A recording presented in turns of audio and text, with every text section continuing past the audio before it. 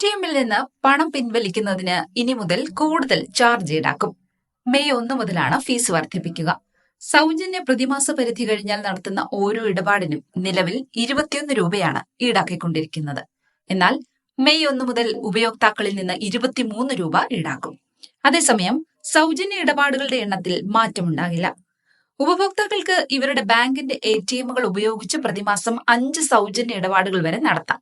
Metro നഗരങ്ങളിൽ പ്രതിമാസം 3ഉം metro ഇതര പ്രദേശങ്ങളിൽ 5ഉം സൗജന്യ ഇടപാടുകൾക്ക് മറ്റു ബാങ്കുകളുടെ എടിഎമ്മുകൾ ഉപയോഗിക്കാം. മാറ്റത്തിൽ ബുദ്ധിമുട്ട് അനുഭവിക്കുക കുറച്ച് ശാഖകൾ മാത്രമുള്ള ചെറിയ ബാങ്കുകളുടെ ഉപഭോക്താക്കളാണ്. ഉപയോഗിക്കാൻ എടിഎമ്മുകൾ കുറവായിരിക്കുമെന്നതിനാൽ തന്നെ ഇവർക്ക് മറ്റു ബാങ്കുകളുടെ എടിഎമ്മിനെ ആശ്രയിക്കേണ്ടി വരും. സൗജന്യ പരിധി കഴിഞ്ഞാൽ ഈ ഉപഭോക്താക്കൾക്ക് കൂടുതൽ പണവും നൽകേണ്ടി വരും. എടിഎമ്മുകൾ പരിപാലിക്കുന്നതിനുള്ള പ്രവർത്തന ചെലവുകൾ വർദ്ധിച്ചു വരുന്നതുകൊണ്ടാണ് നിരക്ക് വർദ്ധിപ്പിക്കുന്നതെന്നാണ് ആർബിഐയുടെ വിശദീകരണം. 2021 അവസാനമായി എടിഎം പിൻവലിക്കൽ ഫീസ് ആർബിഐ പരിഷ്കരിച്ചത്.